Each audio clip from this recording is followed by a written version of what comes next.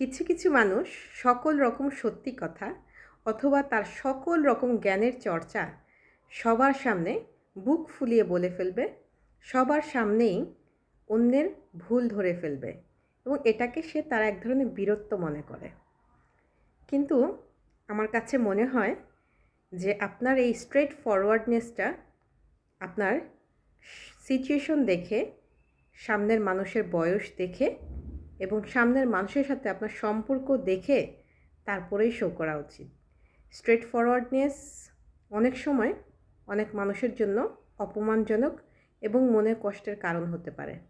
যেমন ধরুন, আপনার সামনে কেউ একজন একটা ইংরেজি শব্দের ভুল উচ্চারণ করছে, আপনি সবার সামনেই তার এই ভুলটা ধরে ফেললেন এবং এটা নিয়ে হালকা হাসি তামশাও করলেন।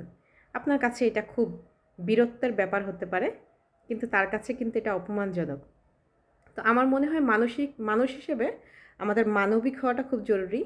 অর্থাৎ অযথা অন্যের মন খারাপের কারণ বা অপমানের কারণ হওয়াটা খুব প্রয়োজনীয় কোনো কিছু না।